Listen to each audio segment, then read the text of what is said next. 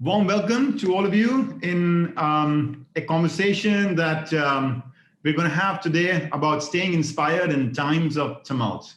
I'm Hitendra Wadhwa. I teach at the business school here at Columbia, and I'm grateful for the opportunity to have a conversation with you all about a topic very close to certainly my heart, and I'm guessing is something that you have been drawn to as well, because of which you are here. What I'd like to do is just start by having us all really kind of like do a little bit of quick sharing as to how we are doing in times like this. So I'm going to ask my colleague Laura to just share the first of two polls that I'm going to do, just to kind of like check in with you all, right? And so Laura, if you can, let's put the poll up. And so what I'm asking you here is just kind of like to tell us, like, what's the level of motivation and inspiration that you are feeling in recent days? Okay, very good. We have about 80% of you who've already answered. I'm going to pause it now and let me share the results.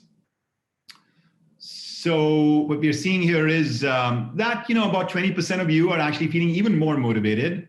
But at the same time, about 60% of you are feeling less motivated than you usually do at a time like this, which is not surprising given the kind of conditions we're in.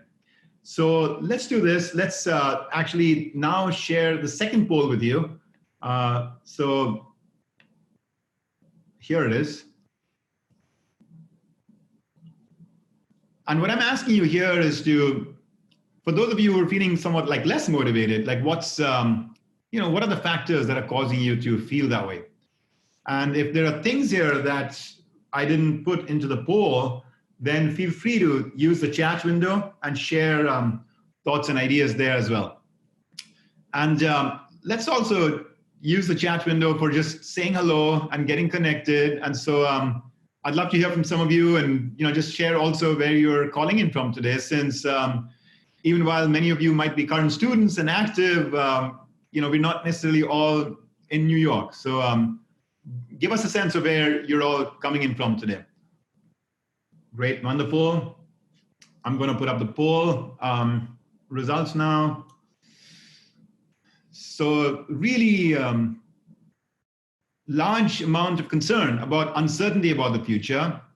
So it's as though you've gone through the brunt of what it is that we've gone through so far, fairly well, but now you're really concerned about, like, when is this all going to get resolved, right? And so that's like the big one that is keeping us, not fully inspired.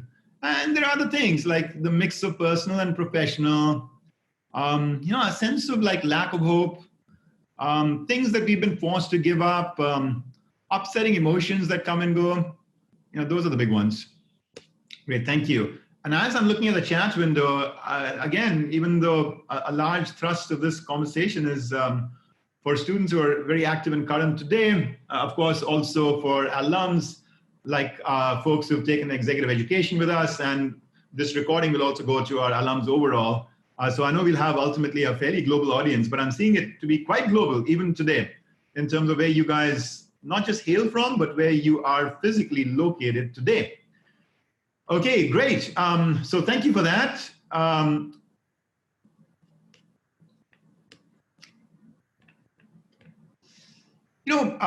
While many of us share the kind of state of, if you want to call it like siege or challenge or this like grappling with uncertainty that we are facing today, I also want to recognize something that a colleague of mine at my Mentora Institute, he said, this is an institute through which we do training with corporations or the kind of stuff I do at Columbia around personal leadership. And his name is Raghu Krishnamurthy. He retired last year as the CHRO of GE. And he said, we're all in the same storm, but we are in different boats. And I want to recognize that, because as I have this conversation with you, I have to recognize that you are in your boat and I'm in my boat. And we might be actually at some level having some very different experiences. In some cases, some of us have actually, lost the life of a loved one. I know people, in that boat, right? In other cases, we're just deeply concerned, about our own health, or the health of a loved one. In some cases, we are really in a state where, we are, highly uncertain about our professional future in the near term, and perhaps even about our financial future. Whereas in other cases, we feel kind of blessed and protected, along many of those dimensions. In some cases, we're stuck in a small, tiny apartment under either quarantine or some form of shelter in place. In other cases, we might actually have a lot of, access to, to the park around us and be taking great walks, or maybe even, our, city or hasn't really hunkered down and closed down, etc. So we're in different boats, and I recognize that. And yet my aspiration, as best possible, is to make this conversation relevant for all of you, all right? And also to give you certain tools and perhaps guidance as best I can that could be of value to those around you as well, all right? Let me first just talk about why is it that we should be talking about staying inspired, right? And for one thing, I would offer that the stakes today are really high. Small actions that we take or don't take can have a strong impact on our health and well-being. To the extent we are part of a professional sort of workplace, our business might be retrenching, restructuring, maybe pivoting in certain ways. There's been such gut-wrenching change that so many businesses have been forced to confront with right now. People might be waiting, for you to take the lead. People at home who are leaning on you for, kind of upliftment, right? Or people at work who you lead as a team or as a key, executive in your organization. Your home environment is as much a place where positivity and engagement and inspiration is needed as much as your work environment. Some of us are also just concerned about okay, what does this moment mean about my role in the wider world? I'm seeing people do heroic things, beautiful things. Well, am I called to serve in some ways? And so what is that role that I have to play today, which under normal circumstances, I may not really feel, it necessary. And I would also offer that the stakes are really high today because whatever it is that we are up to right now is going to live on in our memory, all right? Is there any doubting that, right? That this is going to live on in our memory and that we will in the future look back at this moment. And the more intense our emotions are at a certain point in time, the more seared that experience gets into our memory. And to the extent we're all experiencing intense emotions today, this is going to get seared for decades ahead. And therefore, if we keep coming back to this moment, it becomes really important that we actually are able to look back and feel in many ways that we were inspired in this moment. I would also offer to you is that when you are inspired, you are in a position to play your best game with regard to all these challenges, right? So the stakes are high. You want to play your best game. How do you play your best game? Well, the more engagement, motivation, inspiration, calmness, centeredness you have, well, the research shows you're going to be that much more able to deliver your best, right? So, for instance, if you are consumed by a certain upsetting emotion, like depression or anxiety, or pessimism or anger, frustration, you are more likely to have your attention get very localized to that one provocation, that one thing that is triggering that. And you're also less likely to be creative. Whereas actually, if you're in a position to pull back from that and be in a place to choose to be a little bit more inspired and motivated, you're likely to have a broader perspective. You're likely to be able to see more options and possibilities. You're likely to be more creative. You're also likely to be more resilient, right? So the more we are in an optimistic frame, the more we are able to keep fighting the good fight, despite the series of bad news that might hit the newspaper every day. We're also, when we are more inspired, more clear about what it is that our purpose is. We are more clear about our priorities, and therefore we are able to focus on what truly matters rather than spread our attention thin across every piece of news, every conversation, every meeting, every demand on our time, right? As opposed to that, inspiration usually comes from a certain place of purpose, and then that purpose guides you towards focus.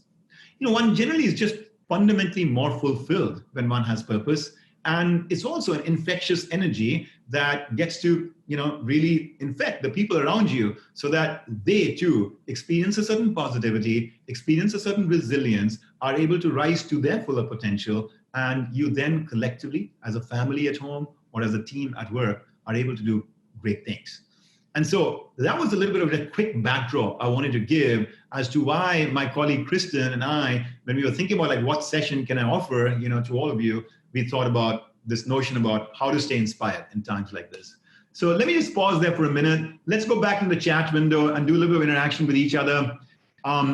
how are you guys feeling about this topic? And in particular, the logic that I've just offered around why it's really important at a time like this to stay inspired. I'm kind of like almost saying that there's a shift of mindset that I want to invite us all to think about here, which is that, often we think like things are so bad right now. I mean, how do you expect me to be inspired? How do you expect me to smile? Look how beaten up I am. Look what's happening in this part of my family. Look what's happening in the uncertainty I have about my job. But I would offer it's almost like the opposite, which is like, because things are bad, I need to be inspired so that I can have perspective, I can be resilient, I can be creative, I can create an infectious energy, I can, etc. Does that make sense? It's like because things are bad, it becomes even more critical for us to be inspired. Thoughts, comments, how are you feeling about this?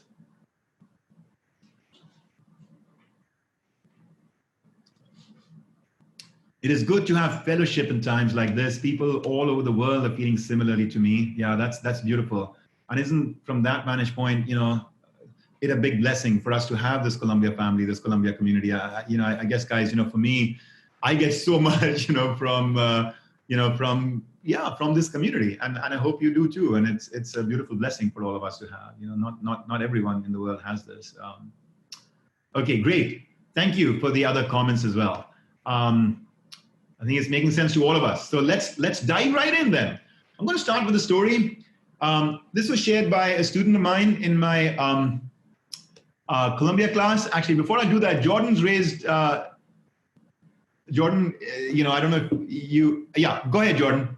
I don't know if you'll be able to kind of unmute yourself, but if you can't, then feel free to use the chat window.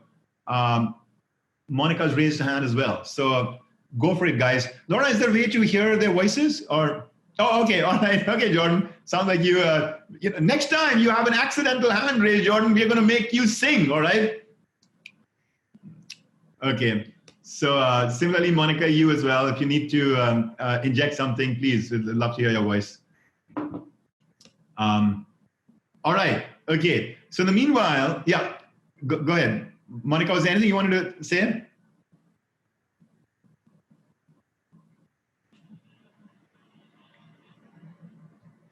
Okay, I'm going to move on. So the story that a student of mine shared in the class one day, she said that, I was having a medical emergency when I was about 14, and I had to be taken to the hospital. They had me under supervision and oversight, and they said that basically in 1 week's time, I would have to get a surgery.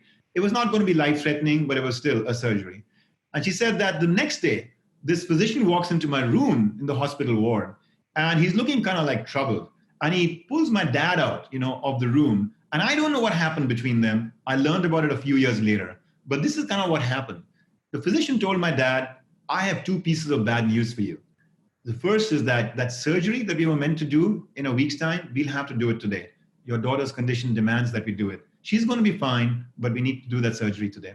And the second is that, we will not be able to give her any anesthesia because the kind of blood type and complication, whatever we've seen with her, it's not going to be, healthy for her to have anesthesia. And so you're going to have to kind of just like, help her get to be accepting that. And she said that I didn't hear that conversation. What I know is that a few minutes later, my father comes back into the room and he's beaming with a smile on his face. And he looks at me and says, daughter, I have 2 pieces of good news for you. The first is, that surgery that they were going to do in a week's time? Well, they're actually going to do it today. So you will be done with the surgery today. You'll start healing from tomorrow. Before the end of the week, you're going to be back home. And the second piece of good news, they have been watching you for the last 24 hours. And you are the most courageous 14-year-old they've ever had in this hospital. And so they feel like you don't even need anesthesia. So you're going to go through the surgery. It'll pain a little bit here and there, but you'll be fine at the end of the day, even without anesthesia. And she said that, it wasn't easy to go without anesthesia. But on the other hand, I was going to be a hero. My dad had like convinced me that I was the most courageous, person. I was going to prove it. I didn't want them to feel anything but that. And so I went through it. And that capacity, that commitment to express that courage really helped me through that moment. I offer the story to you because in that moment, when you think about it, was that father, was he living or was he leading? Right? When he made the choice to go beyond his own state of unrest and pain and concern about his daughter to a point where he said, I've got to be inspired about this, and I've got to walk in there and inspire her about this. I have no choice. This thing has to happen. What is the attitude that I'm going to bring to this moment? And then when she responded in the way she did, the student, was she living or was she leading? When she made that choice to say, you know what, I'm not going to roll my eyes. I'm not going to tell my father, are you crazy? Are you nuts? You keep saying very radical things. I mean, this is a surgery. I need anesthesia. I insist on anesthesia. I'm going to make a fuss until I get anesthesia. Would we have blamed her if she'd done that? And instead she did what she did. And all of us can look at her and feel like a sense of awe as to the leadership she showed in that moment to take an inspiring principle, message, invitation, and walk down that path. Isn't that what great leadership is about? And therefore, one of the conclusions I want to offer to you is that the conversation I'm having with you today is applicable as much to our moments in life as to our moments in leadership. It really, for me, more and more over the course of my journey in the last 10 odd years as I've been teaching this class on personal leadership, there is no difference between life and leadership. Many of us are now being kind of confronted with that idea that perhaps it's just my human self that shows up, whether I'm Zooming in a meeting at work or whether I'm interacting with my family a minute later or what have you. It's the same self. So life and leadership as one.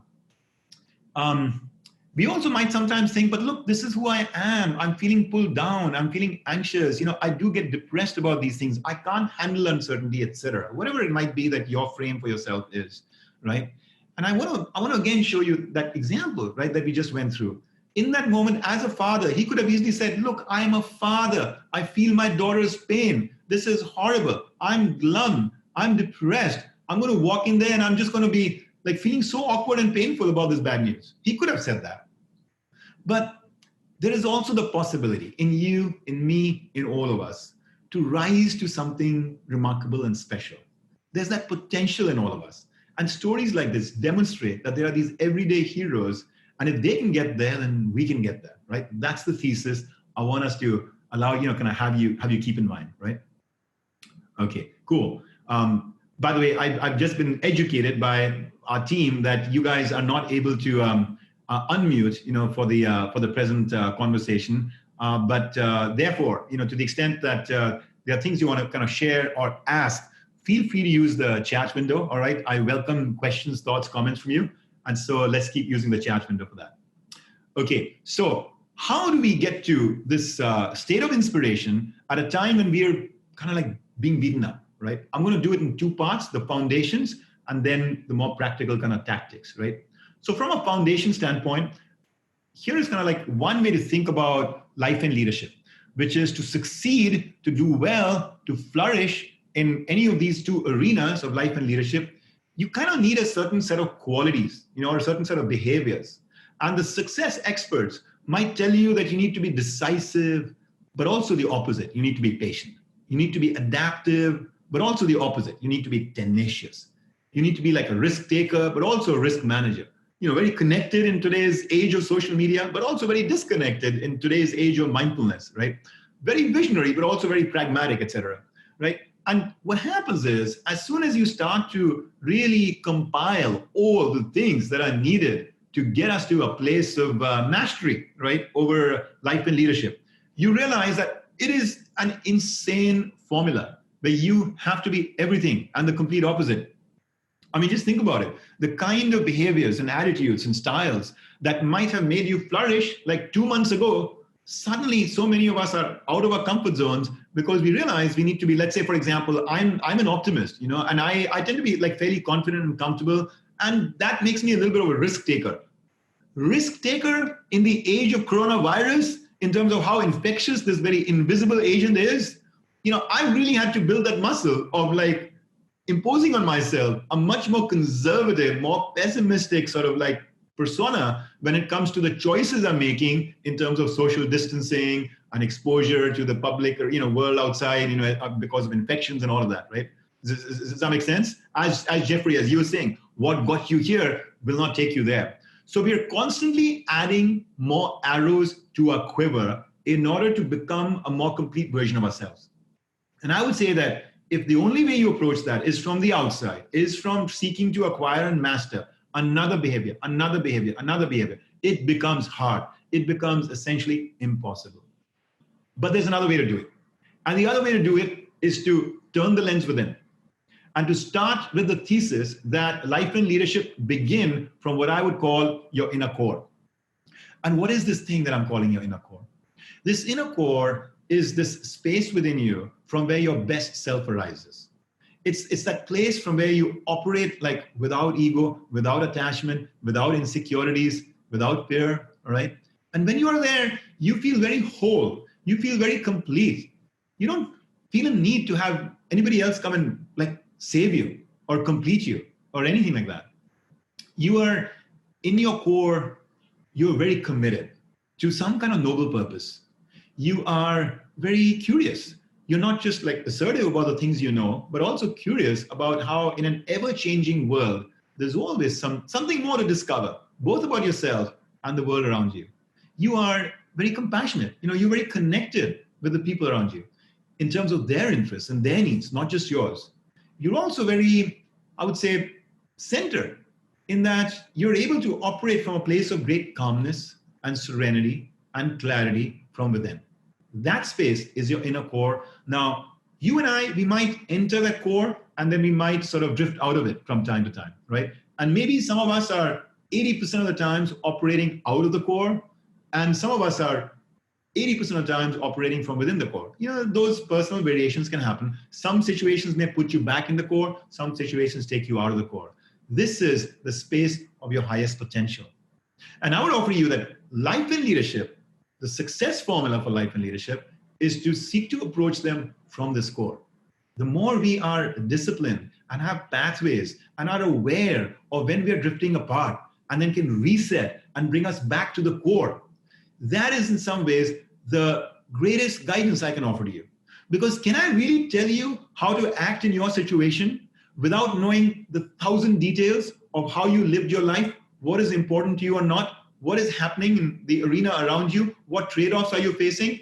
Any coach, any guide, any leadership framework, any life framework that seeks to be exactly that, a formulaic framework, is going to get it wrong a large percentage of the times because everybody's situation is really different.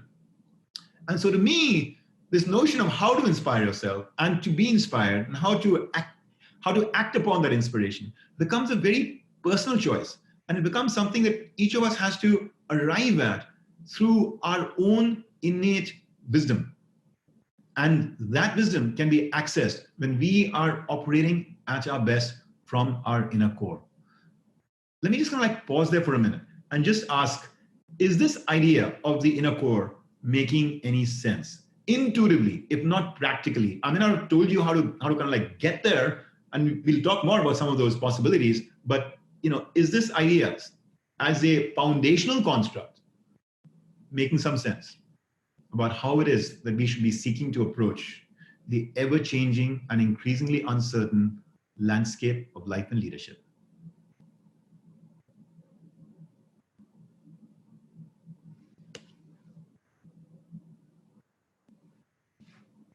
All right. Very good.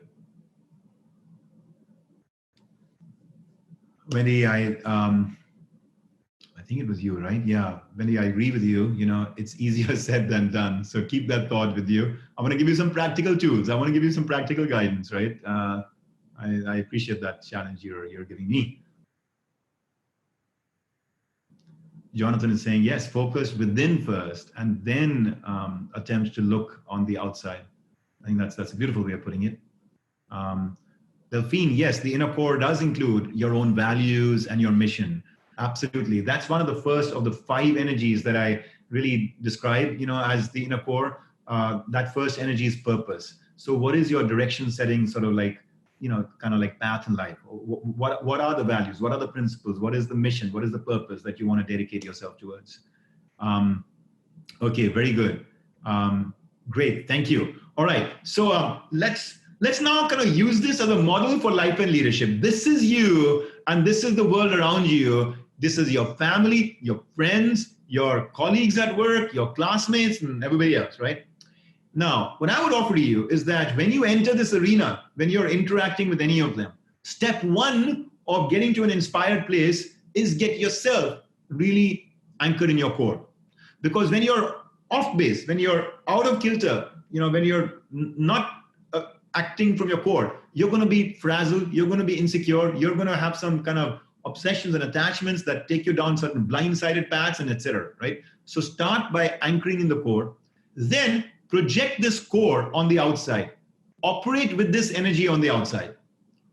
And then your goal should be, now, a class conventionally on things like, power and authority and influence, may tell us that like the purpose of this is to get us to, influence other people towards the direction that we think is the right one, for ourselves and for them. But I think more and more we are learning in the 21st century, and leadership thinking is starting to evolve to the point where we realize that, in many of these situations, even I don't know what the right path is, for my family, for my organization, etc. And I may need to co-create that, with the collective intelligence of my child and other people around me, etc. And to that end, I would offer to you, maybe a more illuminated new model of leadership for us should be that the purpose of you projecting your energy outwards is to draw out the inner core in everybody around you. Because when you're activated at the core and they're activated at the core, then you are bringing out the best in yourself and the best in them. And then you become a common core, a collective core. And that's the moment where in that relationship between you and, let's say, your partner, or between you and your family, or between you and your team at work, in that moment, don't you see sometimes that there's a feeling that you get that there's only one heart beating in this room, even if it's a Zoom room, all right? Even if people are physically distant, there's only one heart beating, because there's a deep resonance at the level of thoughts and feelings and values, not just at a level of purely like nodding of heads and behavior on the outside.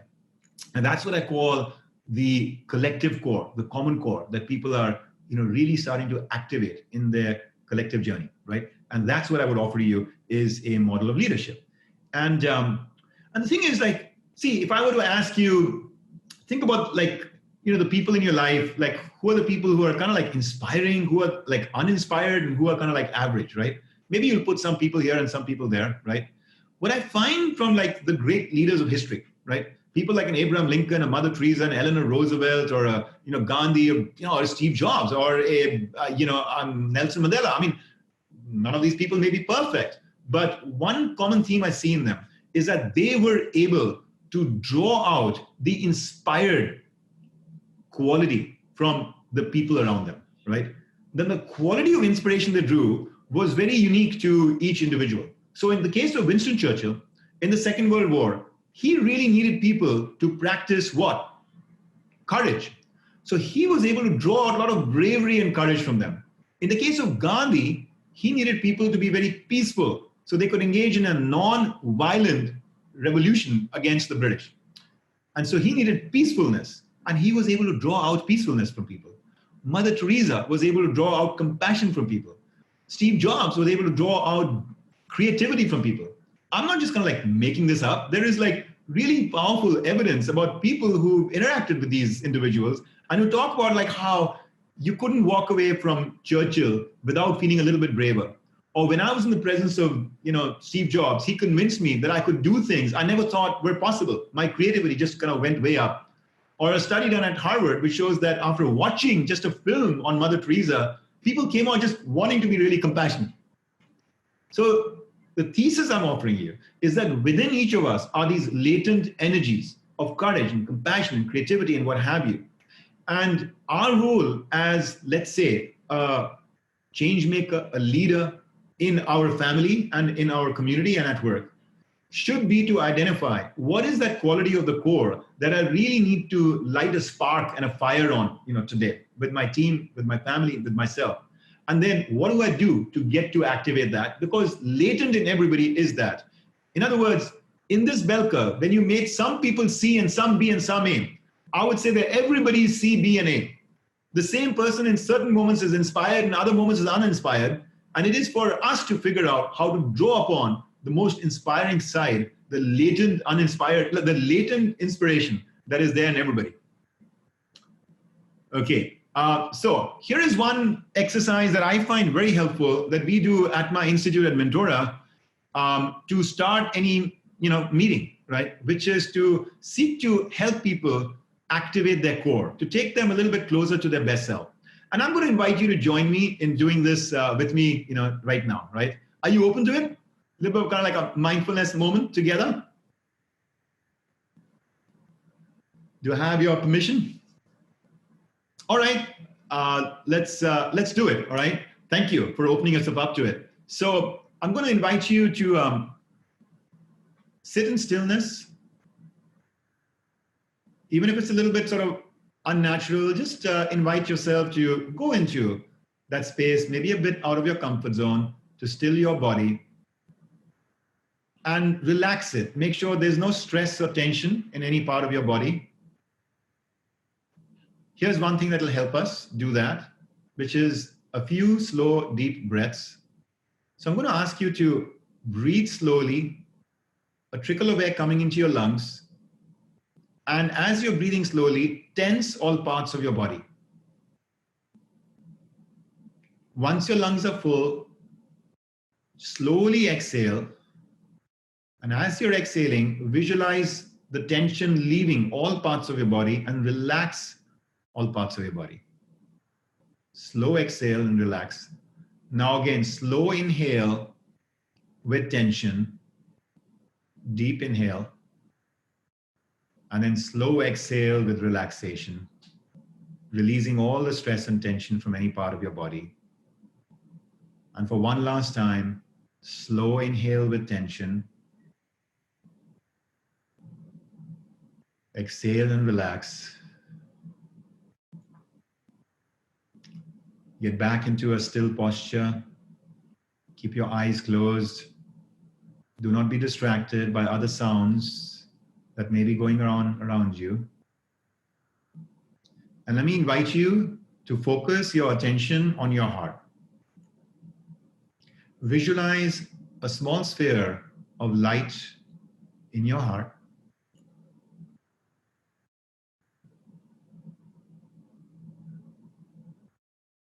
Now fill that small sphere with a feeling of love. Experience that feeling, perhaps the greatest feeling of love that you ever have in life. Imagine that love getting sparked in your heart. And now start expanding that sphere of light and love centered in your heart. Expand it to the point where you are fully wrapped. Your whole body is wrapped in that light and love. And expand it further until the room you're in is bathed in light and love, centered in your heart.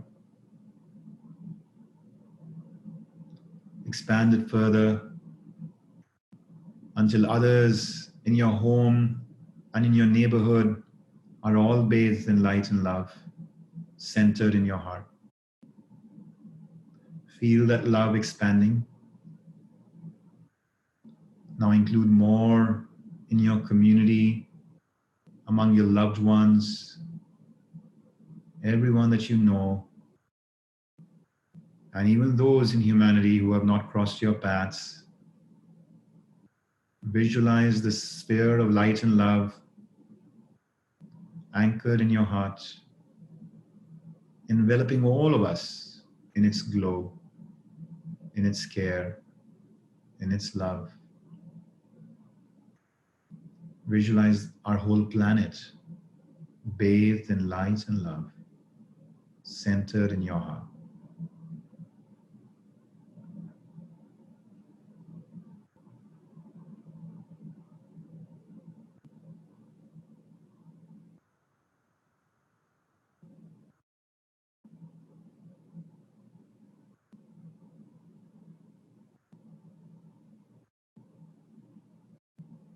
Observe that sense of slowing down, that sense of pure being,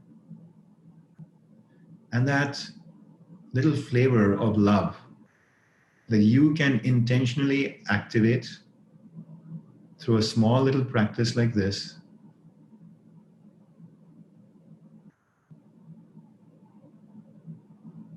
recognize for yourself that this is merely a glimpse of perhaps the fuller potentialities that lie within you and within all of us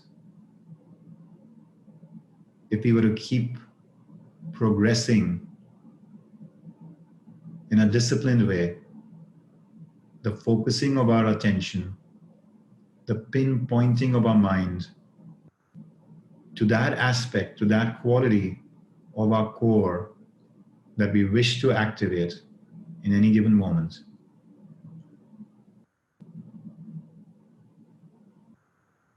And now for the last 30 seconds of this meditation, I invite you to continue to feel bathed in that sphere of light and love emanating from your heart, to feel that that sphere connects all of us, and therefore to feel a sense of silent connection, a silent bond that unites us all.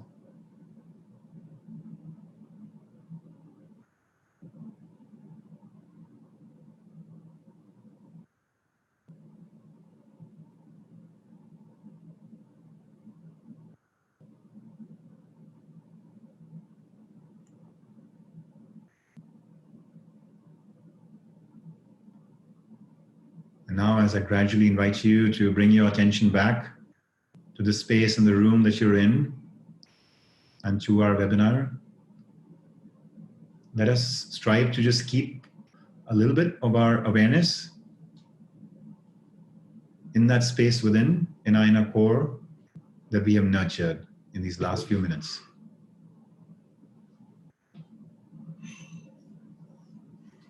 Yeah, thank you. I appreciate your being open to this. I'm happy to hear any thoughts or comments you have on what it's like to just step away from the fray, from the battlefield, of work and life, and spend a few minutes, watering the inner plant to allow it to give us even more fruit in the moments ahead. So feel free to use the chat window to share something about your experience. And meanwhile, I'm just going to also start, keep going on. One way I like to think about it is, as a metaphor, is like to think of it as a lotus flower. The lotus flower blossoms in all kinds of muddy waters and muddy conditions. And, I find that to be just a beautiful metaphor, for how we can all seek to operate, with glow, with grace, with inspiration, even while the world may from time to time go kind of like crazy, around us. I believe so much in this metaphor that, when my wife and I were going to have a child, we didn't know if it was going to be a boy or a girl, because we decided to do the more traditional thing of just like telling the doctor, don't tell us the gender. We kind of like just allow it to just happen. And then I remember, we were driving to the hospital, because my wife had started to get into labor. And we were still debating what the name would be if it was a boy, because like we hadn't figured it out. But if it was a girl, we'd figured it out, because we'd figured it out for like probably 6 months before the baby was born. And the girl's name, if she was going to be a girl, was going to be Lotus, which in Sanskrit, an Indian language, is called Mrinalini, and that is the name we've given her. And it was, lo and behold, a girl. And so, so that's how much passionate both my wife and I are about this metaphor of the lotus. It's just a very beautiful metaphor. Okay, yeah, thank you, by the way, for the sharing you're doing about the meditation that we've done together as well. Okay, so that itself was a real practical technique. Like I've said, I find that as the world is opening itself up more and more, to these ideas, there is a way to bring it into the workplace as well, as many of you perhaps know and might have experimented with. And so I'm certainly finding that something that I've been doing, maybe privately in my life for maybe 15 years, right, is something that now I can welcome, the 40 people in my organization, and they're all very comfortable and open and invested in this, as you see from this picture. And we like to start every meeting by creating a certain intention, a certain inspiration. It is not as long as the one you and I just did, all right? This was a little bit of a kind of richer, longer journey. In our case, in a practical meeting setup, it might be just like 15 seconds, 20 seconds, sometimes 30 seconds.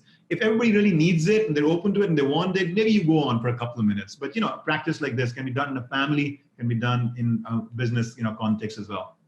Okay, very good. So let's get into the how-to part of this. And yeah, please use the chat window to share more and discuss more with each other, because I know I can do only so much justice to your collective wisdom, which should flow at a moment like this amongst all of us as well. All right. Okay, so who is your favorite hero, right?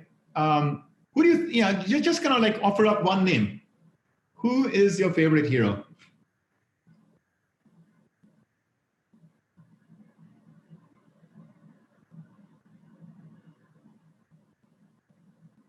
Thank you, Delphine, for being so candid. Yeah, Jonathan, Dr. Fauci is killing it. Gandhi, it's beautiful to hear some of you talk about family members like Seth and you, Kimberly.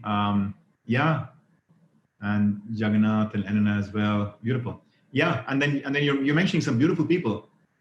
Jane Goodall just put out a beautiful message, I think, about what lessons there are for us to learn. Dee, I'm guessing you might have kind of like come across that in the age of coronavirus. Lessons from Jane Goodall. Okay, very good. Batman, I love it. Oh, mother-in-law, perfect, Ian. How beautiful. Okay, so well, here's a little story for you from Viktor Frankl. Viktor Frankl was a Holocaust survivor and a remarkable human being and a world-renowned psychotherapist. And he once shared the story. He said, there was this boy who was a teenager, and he was told that he had a terminal illness and would only be living for a few more weeks. And this boy in that moment paused. And then he smiled. And then he said, sometime back I read this story about this man who is like a hero. And at some point, the man realizes that he only has a few days to live. And he approaches that moment with such courage, with such grace. And this boy smiled and said, and now I too have that same opportunity. It's a really beautiful story, because to me, the lesson from the story is that, actually speaking, the most important hero in our life is the hero within, is the latent hero that is there in all of us. And when we watch a really inspiring film or read a really inspiring book, or otherwise discover the heroism in a mother-in-law and a father and a mother, in Gandhi, in Batman, or whoever it is that is your hero, actually speaking, what is happening is that they're not just uplifting and inspiring us from their life. It is that we start walking in their footsteps, and we feel so deeply connected to them that their story becomes our story. Because ultimately, fundamentally, it's us wanting and hungry for going on a hero's journey ourselves. And that is, in some ways, the first little kind of like offering I want to kind of like make to you, that when you are feeling beaten up, when things are a struggle, when there is uncertainty, take that as an invitation from life to say, you know what, wake up so-and-so and let's go on a hero's journey. This is your moment. Because just think about it. On an average day, in a good year, when it's business as usual, how is that year spent? You wake up in the morning, you brush your teeth, you dress for success, you go to work, you slog it out, you come back, engage some connection with your loved ones, watch Netflix, go to sleep. Wake up in the morning, brush your teeth, dress for success, go to work, do some great stuff, come back, engage with your loved ones, eat your dinner, watch Netflix, go to sleep, wake up in the morning. And at some point you start to gray in your hair, and at some point you age, and then you get dementia, and then you die. That is a life in a more normal sense of what all of us aspire for. And in some ways, I would offer to you that, these moments of adversity and trouble and uncertainty, and when we're thrown out of a comfort zone, they give us so much more possibilities to enrich life and infuse it with a certain sense of greater meaning and purpose. That was Viktor Frankl's message, and that is what I want to propose to you. One great example of that is when Governor Cuomo here in New York let out like a volunteer appeal, because they just felt they needed a lot more medical, support. And there was a surge of, people who were like coming out of retirement, like physicians and nurses and other kind of medical help, right? And who were like saying, I'm here, I'm going to fly to New York to help you. in the hot zone, right? In the middle of the most intense kind of like virus center, right? Across the world. I'm going to come in there, I'm going to serve. Why? Why are these people walking away from their golfing and their comforts, right, to do that? It's because within them and within you and within me, there is this hunger for like being in a position where at one point we look back and say like, wow, that was an amazing life. That was a life well lived. Not just because of all the champagne I drank, but because of how I comported myself in a moment where the world needed me to step up to a new game. Here are the 5 things that it takes to become a hero in a moment of challenge, adversity, and uncertainty. First is create real uplifting meaning from the present moment. If the meaning for you is like, this is frustrating, this is disappointing, the last year's class is so lucky, they were able to get like such great, jobs, and now look at kind of like how there's all this risk and all this uncertainty, or I wish I had started a company like, 5 years ago, I could have IPO'd by now. No. That's not an uplifting meaning. That's not going to get you to feel inspired in the present moment. You got to find a way to say, you know what? When the going gets tough, the tough get going. This is an opportunity for me to just pivot, for me to think about what is the world critically needing right now, for me to draw upon my strengths, my values, my purpose, all the things that I've been taught and that I've immersed myself in from my family, from my community, I'm privileged in this way, this way, and this way. And here is how I want to show up. And here is how I want to serve. Or here's the new strength I want to build. Or this is the amount of all the free time I have right now. And so this is what I'm going to do with it because I've not had, or I'm more at home now. I don't have commuting hours. I don't have travel to do. And so this is what I can do with that sense of seclusion, which I've always wanted, like to be on a retreat. And now I'm on like a prolonged retreat, et cetera, right? You've got to find a way to create an uplifting meaning. This is something that great leaders have really intuited. Winston Churchill in the Second World War had to find something uplifting about war. And, until then, most wars were fought on a basis of greed, right? So past conquerors, take even Alexander the Great, they all wanted like more and more acquisition of land and power and etc., right? And so what Churchill said was like, the Second World War, guys, when I'm like sending you all and dispatching you to like your own like potential deaths, I'm doing it because, war is terrible, but like, if we don't have this war, under Nazi rule, we could all be slaves, and slavery is worse. Any appeasement of Germany is not a sign of military weakness, but it's a sign of moral weakness. We are the defenders of civilization and freedom. It is through messages like this that he uplifted the country to a higher sense of meaning and purpose, which is what I would offer to you, that is critical. Now you might feel like, but look, my life right now has no meaning or purpose at this uplift. There's no world war. I'm just stuck in my home and just ordering delivery food. And like, what's the uplifting thing about that, right? You've got to find a way to find some upliftment in that task, right? And so in my case, for instance, let me give you a story. So this was again shared by Raghu with me. When he was CHRO of GE Healthcare, he said that we had a moment of $1 billion cost cutting initiative. As part of that, we just like stopped bringing flowers, into the office because like it would be costly to have flowers and we were cutting out all the extra line items. And then I noticed that there were these roses, that somebody was bringing and putting into the main reception hall. And after a while, I found that it was one of the janitors who was doing that. So I hauled her up. I was like, you're not supposed to do that because we're not going to be paying for these things. And she said, I'm not asking you to pay for them. I'm bringing them from my home. And he was so touched. He was like, okay, why are you doing that? And she said, well, listen, it's because you guys are doing all this hard work. You're staying, up late every night. You're kind of really trying to reposition this business, and et cetera. And meanwhile, I have this simple job. And so like, you don't have any time to go out and smell the roses. So I decided I'd just bring some roses here into the office for you, right? So this was a person who was able to create something really uplifting from her role, from her job, right? At a time of, crisis management, in a turnaround moment in that organization. And I just want to offer that up as like a way to think about sort of how to really be thoughtful about crafting your own meaning, your own purpose from a moment like this, okay? The next part of this hero journey is to visualize a point in the future where you're going to look back at the present time and how are you going to want to view your choices and how you showed up at the present time, right? I'm not talking about visualize that you have succeeded at all your goals. Maybe you have, maybe you haven't, who knows? I mean, can you or I even guarantee that you and I will be alive in 1 month's time? There's no guarantee. But assuming you're alive in 3 years' time, when you visualize going back to this moment, what would you have liked to have done today? How would you have liked to approach this moment from your attitude today? How much energy and inspiration would you have liked to bring in? Visualize that and then use that as a catalyst for making the desired future your actual future rather than the default future. The default future says that if I just keep living in this glum way or in this depressed way or this way or that way, if you're struggling with any of that, how would that turn out to be for me? How would I look back at that in this moment in history, in time for me? And the desired future is how would I look back, and how would I feel tomorrow? And what would I tell my grandchildren, right? If this is the way I showed up, the desired way of showing up, right? And so that becomes very valuable as well. In my case, for instance, I remember, like a few weeks ago when I was feeling a little bit kind of like just all like, oh, how, what, and all that. I realized like, wow, one of the things I really want is in the future that my daughter actually has this moment be in some ways an even more valuable education than her academic education. She's 18, she's graduating from high school this year. She's feeling bummed about cancellation of prom and cancellation of commencement and all of that stuff.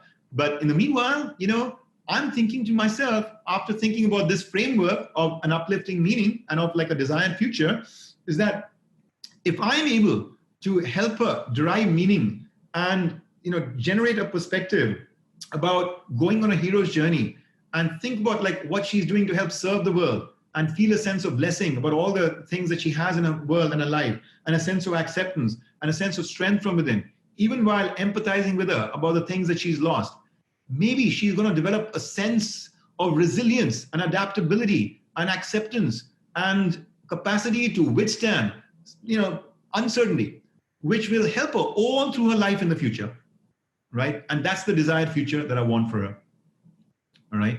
So let me just pause there for a couple of minutes. What do you think about the conversation so far? How are you feeling about this hero journey? How are you feeling about this idea of uplifting meaning, desired and default future?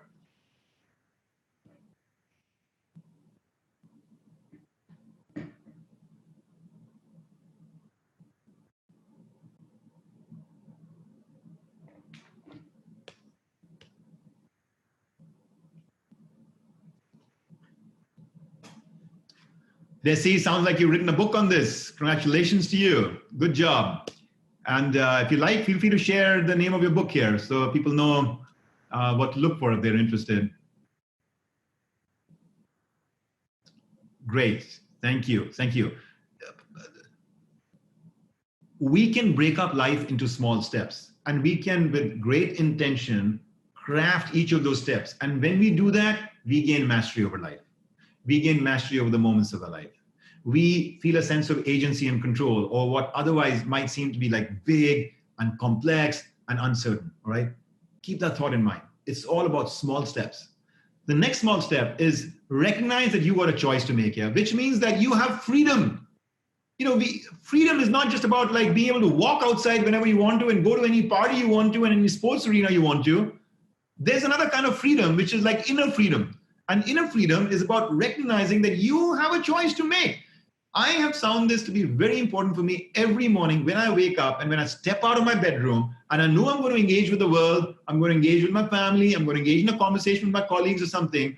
I realize in that moment I have a choice. Am I going to bring a warm, inspired smile as my first touch point with the world? Or am I going to bring like an indifferent, distracted self? Or am I going to bring like a glum self that is worried because as soon as I woke up, I checked the news and then the number of deaths had gone from X to Y and etc. Right? It is a choice we make. And we can't help it. From time to time, difficult things are happening in the world, perhaps even to our loved ones, perhaps even to ourselves. And I respect that. I respect that. And yet there is this power that we have when we see a sense of choice in the way we show up in these moments. Because in that choice lies what you might call the hero's journey, right? And so here is a beautiful quote from Viktor Frankl, who, as I told you, had survived the concentration camp. And look at him here. He's observing the best of the best in the concentration camp, right? He's saying, we who lived in concentration camps can remember the men who walked through the huts comforting others. He was in an all-male concentration camp, so that makes sense. He's talking about the men who walked through the huts comforting others, giving away the last piece of bread. They may have been few in number, but they offer sufficient proof that everything can be taken away from a man, but one thing, the last of the human freedoms, to choose one's attitude under any given set of circumstances, to choose one's own way. There was a really powerful movie that came out some time ago called 12 Years a Slave. And it was tremendously moving, very painful, and at the same time, very educational, about that era in history, right, in American history. And this quote kept ringing in my mind as I was watching that film. Because here were these people, at that time, the slaves, right, who had been stripped away of all their freedom. But this man that you watch in this film, you see how he never allowed his owners, so to say, right, of the slave, to own his attitude. His attitude from within was a matter of his own choice, and he never allowed himself from there to get beaten up. Tremendously inspiring and uplifting. So that's the third part of the steps, right? The fourth one is, when I'm talking about an uplifting meaning, purpose, and a hero's journey, it's got to be your journey. Do not borrow from somebody else's journey.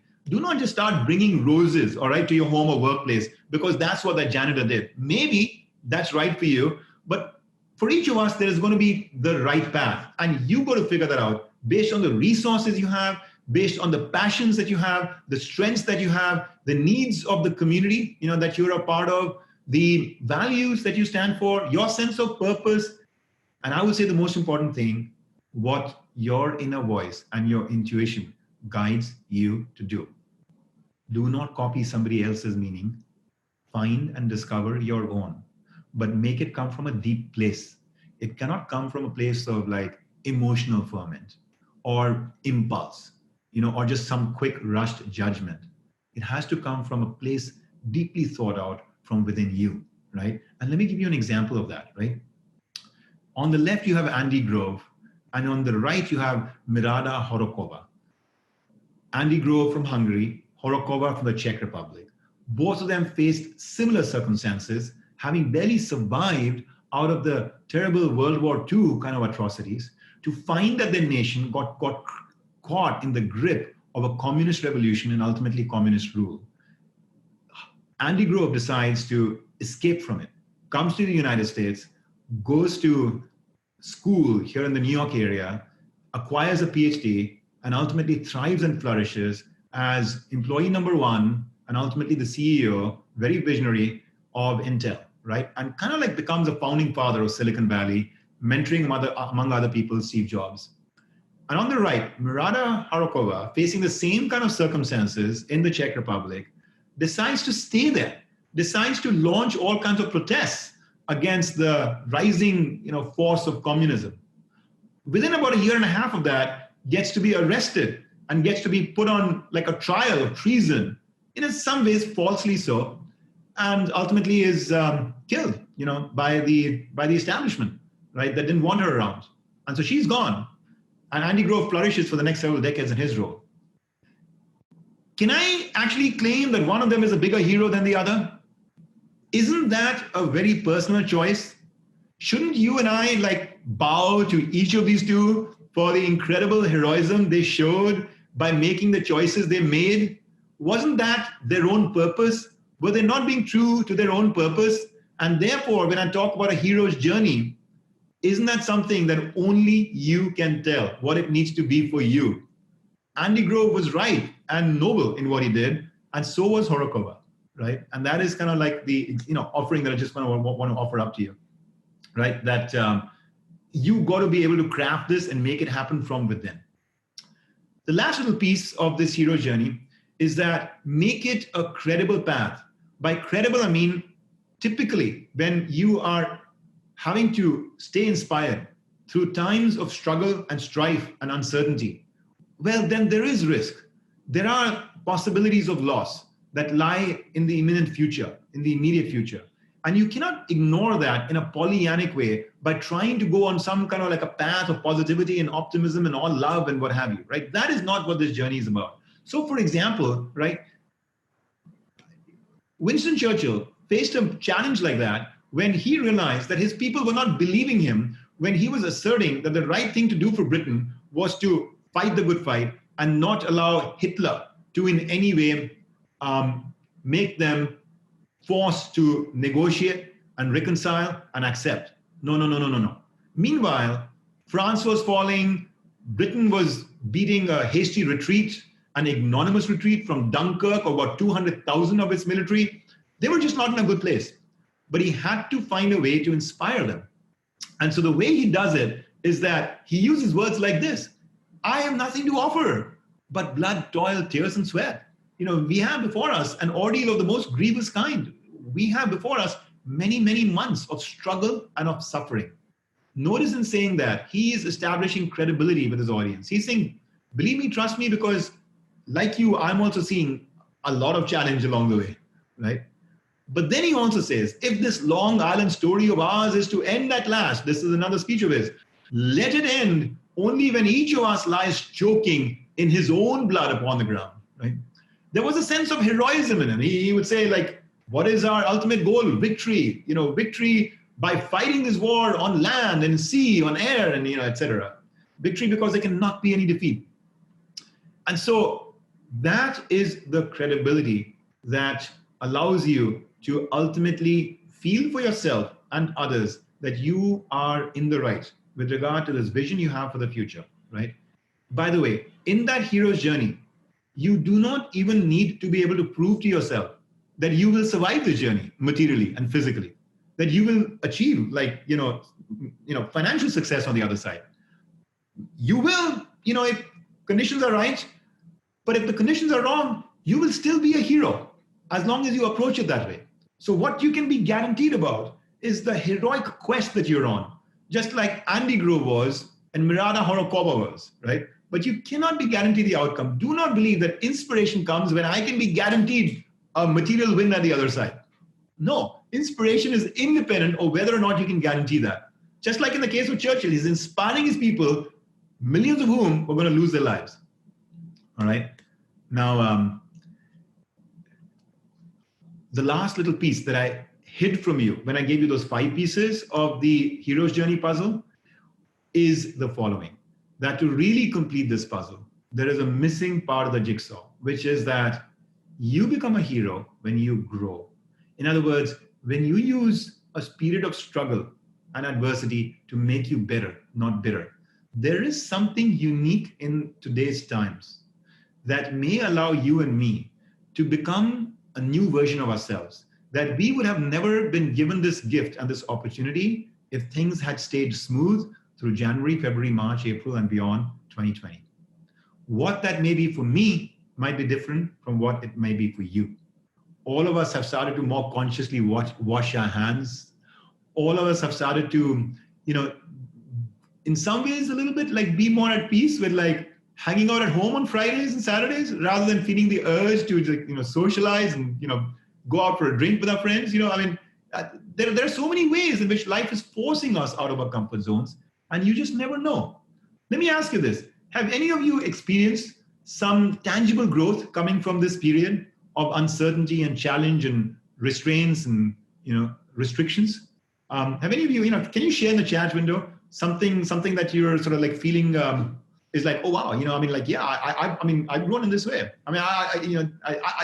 Give me some examples, right? And so share some examples in the chat window about how so I'll give you an example on my side. I've been very drawn to intermittent fasting. I was starting to doing a little bit of it pre-coronavirus. Now with coronavirus, for some reason, I'm home, kind of bound. And I'm finding that I am really finding it much easier to practice my intermittent fasting routine. And so that is becoming more of a habit now. And I'm like really exhilarated about it because I'm just like so inspired by wanting to have this habit of like lighter eating, and I'm getting there, right? And so I'm hearing from you. Andrew's wife is getting him into yoga. Jagannath is working more on his fitness as well. Sunu is doing more meditation. Anne is working more on her dissertation. Wonderful. Great. Peter is like taking more bike rides with his 2 daughters. Wonderful. Andrew, you started a company. Amazing. Good. I'm not able to do justice to all of what you're saying, but these are beautiful comments. Sasha is talking about more journalism, more cooking. You never know what happens in the post-coronavirus age in terms of a better humanity because of all that is going on. Wonderful. Thank you. So let's see. I also want to offer to you that in some ways, another muscle that we all can build here is just this muscle, which is how to handle uncertainty, how to handle a crisis. Because what I can guarantee to you is that this is not going to be the only crisis. Maybe, hopefully so, it'll be the only like massive, global, tectonic, like tsunami-like crisis, right, that you and I face collectively, right? But individually, is it not the case that humanity has been lurching from one crisis to the next? We lose our loved ones. We sometimes lose our job. We sometimes get bitterly, criticized by people. We sometimes are treated very unjustly by the world. We sometimes have a partner walk away from us. We sometimes encounter really poor health, and in some cases with a terminal illness. And ultimately, you and I and all of us will encounter our own death. There will be other crises, to come. Many of those crises will have the dark clouds of uncertainty around them, which is what many of you have shared is the aspect of this present crisis that is getting you to be really challenged about inspiration. Well, in the future, you will be much more effective at coping with uncertainty if you build some muscle, some tolerance, some tools, some way to inspire yourself through this, through this adversity, right? And so take this as a moment, as an opportunity to grow this muscle as well. Okay. I want to close out by talking to you about a little bit of a different side of the same coin, right? So far I've talked to you about inspiration in a very positive way, about something uplifting, beautiful, and the hero's journey. I also want to acknowledge that many of us struggle from time to time with anxiety, with worry, with fear, right? In a time like this. What is this going to do to my health? What is this going to do to the health of my loved ones? What is this going to do to my financial future? I work so hard, and now look at what's happening in the stock market, et cetera, right? And so what can we do about the static of fear that sometimes gets to consume us? And let me offer you 3 or 4 different sort of tools for a way to kind of approach this with grace and with steadiness of heart and purpose, given the kind of anxieties and worries that otherwise consume us. I just want to check in with you. Would that be helpful for you guys? We've got about 20 minutes to go. I can also take some Q&A, but this whole thing about just fear and anxiety and all that. Yeah. All right. Cool. I think I'm getting enough of a sense that you're into this piece as well. All right. So I'm going to offer you 3 tactics. All right. The first is the tactic of the what if rule. The what if rule says, let's say, for example, that you feel financially, a certain scare about your stability in the future, given job, climate and uncertainty, and the, quality of your stock market returns in the last 3 months, etc. One way to address that fear is by conducting a what if. It says, what if I'm actually not able to earn for a while, or I'm not able to earn a lot, in the next few years, etc. Right? So just whatever those scenarios are that you might be concerned with. And the way to make the what if work is you've got to be able to make peace with some kind of really simple way of living.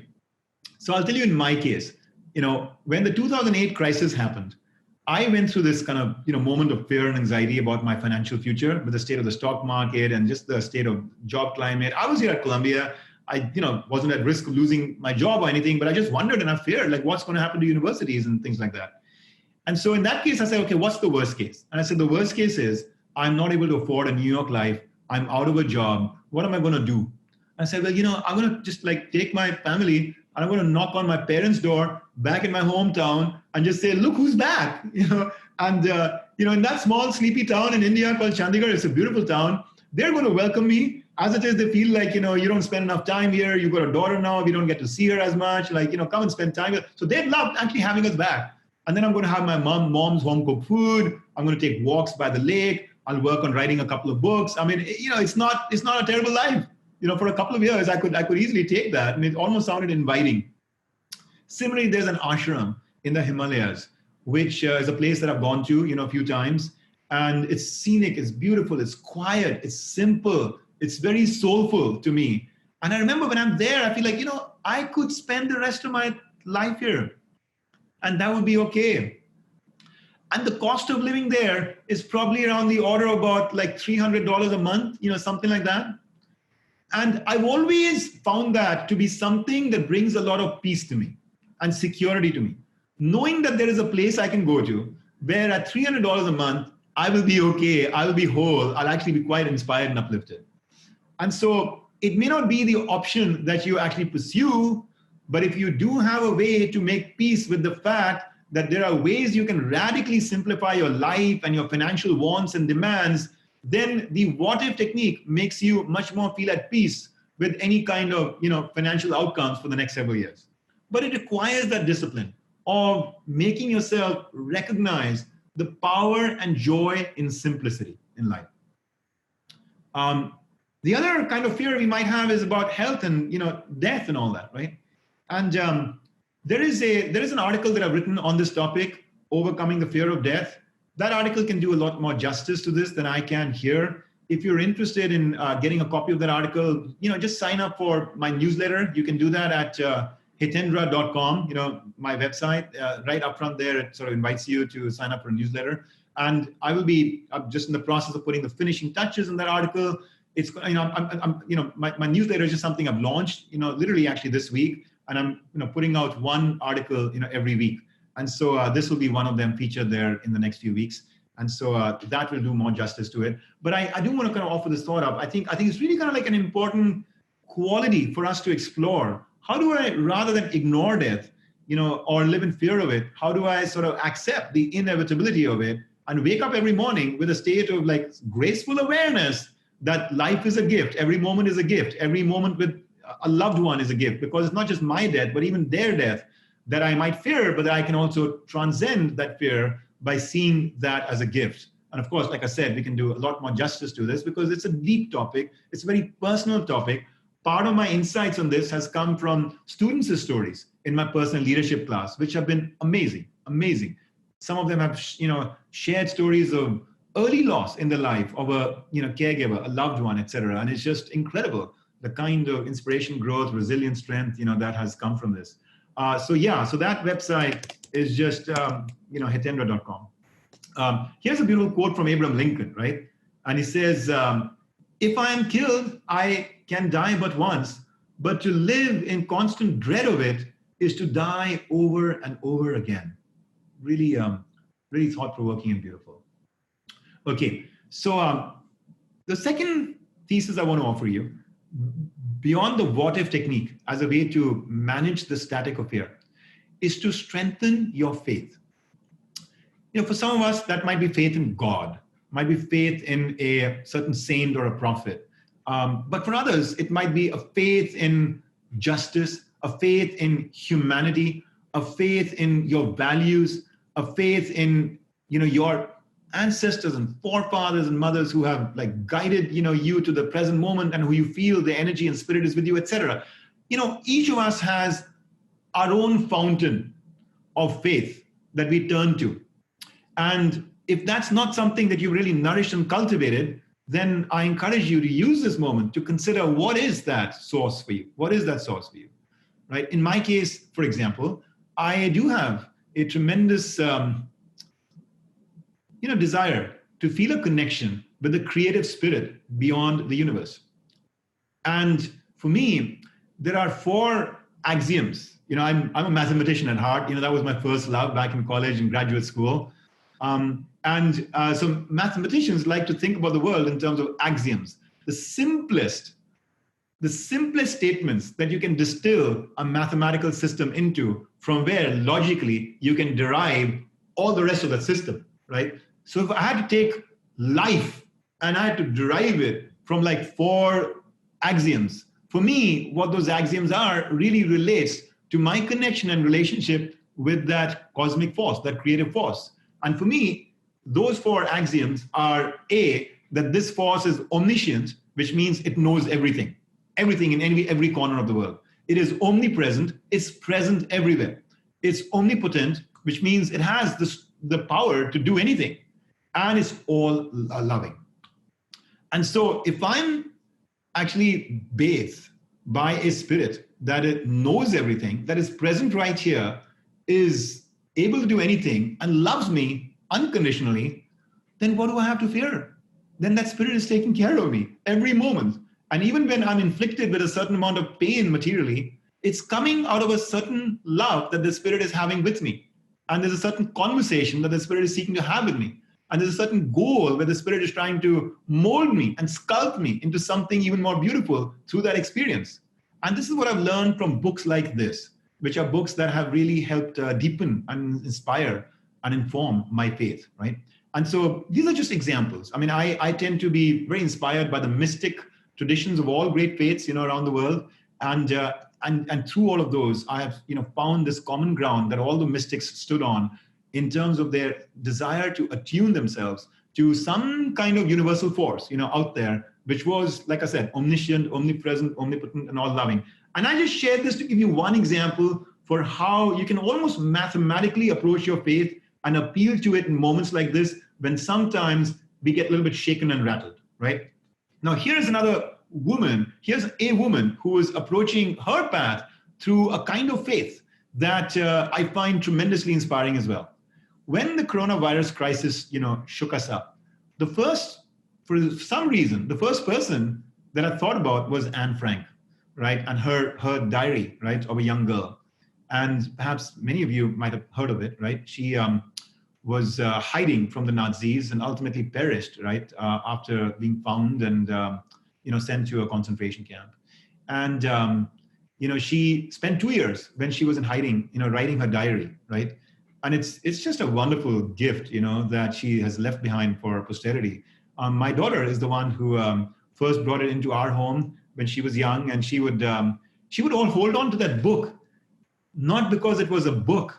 She was holding on to it as if it was the spirit of Anne Frank. She literally treated that book as if it was Anne Frank. She gave it so much love and affection, kept it by her bedside, would hold it and hug it and walk with it. And I was so moved and touched by what she was doing that when this moment happened, somehow my mind went back to that moment in time where she had been so inspired by Anne Frank. And I said, I got to read more about what Anne was doing to stay uplifted and inspired at a time when so much hell was breaking loose in the world.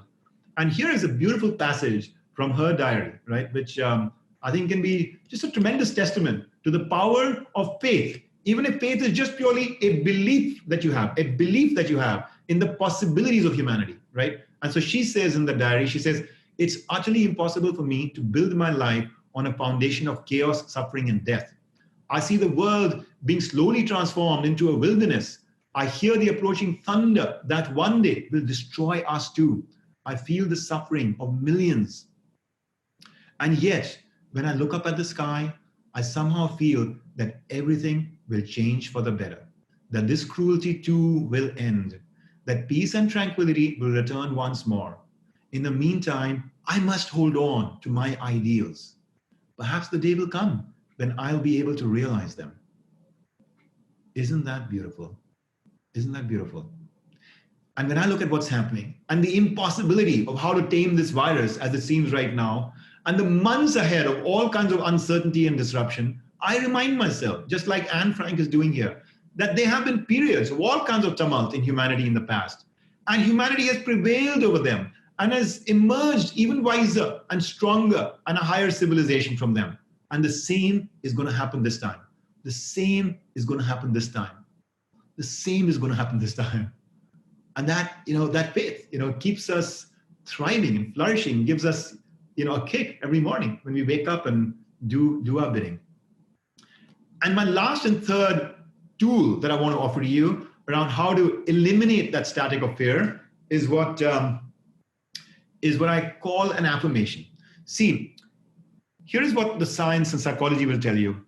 As you're going through your day, words and thoughts and ideas, and sometimes even songs, from the past and life, they just bubble up in our minds.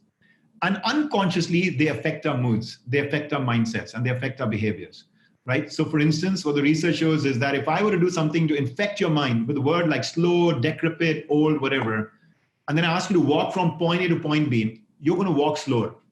If I infect your mind with words like speed, efficiency, youth, energy, you're going to walk faster. So just like words that come up in our mind based on what we've just read, on a website, or what just like by habit of thought, we have just like conjured up in our mind, those things have an impact on us. And if that's the case, then why don't we program our subconscious with words and feelings that then when they bubble up automatically and impulsively, will lift our game up, right? And that's the science of affirmations. Affirmations is where you consciously attend your mind to some inspiring phrase or verse or words or mantra, just to be able to make it go deep into your psyche so that it keeps reaping rewards for you over time. In my case, for instance, there's a poem that I'm really inspired by. You know, it really lifts me up. And I decided several years ago that I wanted to make this poem my own. And I decided that I would wake up every morning and read this poem as the first thing I did. Now, I might forget to do it a few days, but then I'd remember again, then I'd forget, then I'd remember, then I'd forget, then I'd remember. And over a period of time, it became programmed in my mind. And now when I wake up in the morning, automatically, I don't need to read it. It's not like a page I keep by my bedside, but just automatically when I wake up, I'm still sort of like in that state between sleep and awakeness. The first thing that comes to my mind is that very poem. From the depths of slumber, as I arise, the spiral stairway of wakefulness, et cetera, et cetera, et cetera. That poem comes back to me. And, I'm just enriched by it every day. And it's like a free lunch. And it's a free lunch because I programmed my mind with that thought, right? And so what I want to just encourage you to think about is like, what are some affirmations, small pithy phrases, maybe with some rhythm, maybe with some rhyme that you want to make your own. Sometimes it's songs for us. Sometimes it's poems for us, right? Mantras for us, right? And then just like, here is the way to do it, right? And so I'm going to give you this little exercise right now. We're going to do it together. And so again, sit still and practice this affirmation with me. This is the last verse of a poem called Invictus, which was a poem that Nelson Mandela, put by his bedside in his prison cell in Robben Island, which I had the great privilege of going to. Perhaps some of you have gone there, just to pay homage to this great man. And that poem, he said, really inspired him through his 27 years in prison. That poem was written by a gentleman called William Henley. And I find it really inspiring that at the time that he was writing it, he was suffering from bad health. And he struggled with his bad health. He struggled with it. And that's when he was writing this poem. And the last 4 lines of that poem are what you see here. It matters not how straight the gate, how charged with punishments the scroll. I am the master of my fate. I am the captain of my soul. So if you were drawn to this, and if you wanted to really make this your own, one way to practice this affirmation is to sit, close your eyes, and start by speaking this affirmation out in a normal voice. Gradually soften your voice, keep repeating it, and then gradually make this just an internal whisper and a repetition in your own mind without moving your lips until it's starting to get really deep inside you.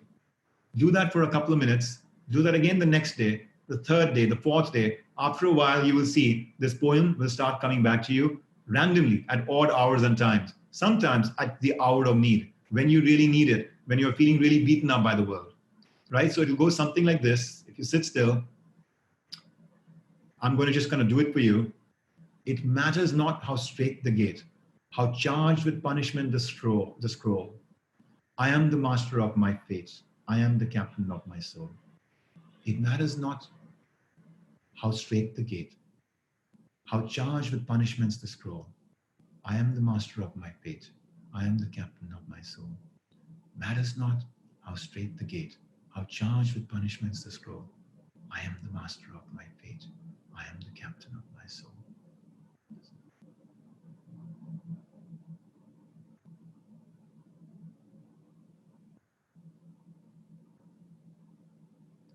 I did that in a relatively quick and short way for you.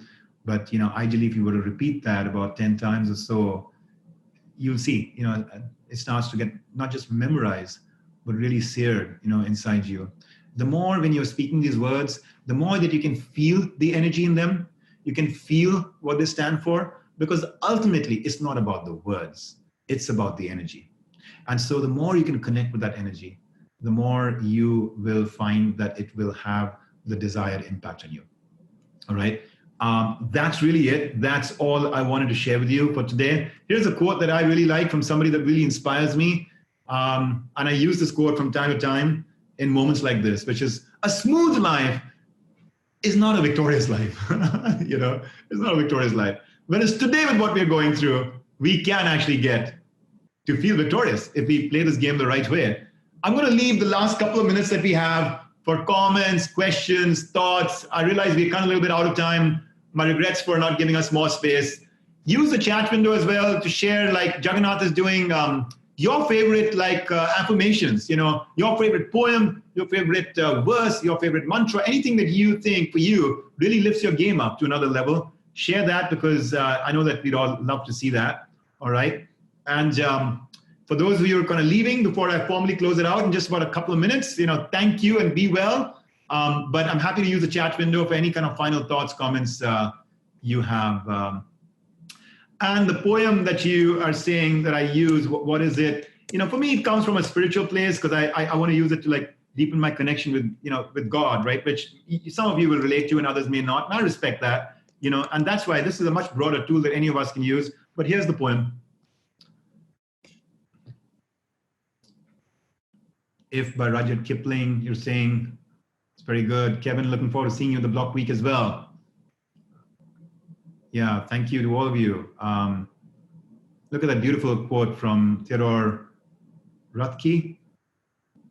This shaking keeps me steady. I should know what falls away is always and is near.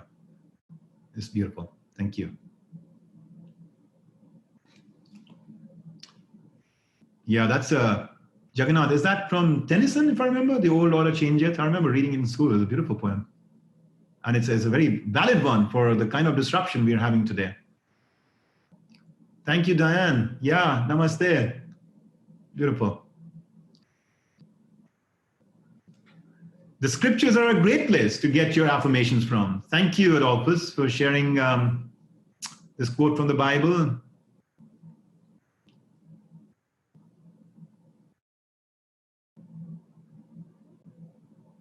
I love that, Josanne. Everything will be okay in the end. If it's not okay, it's not the end. Beautiful.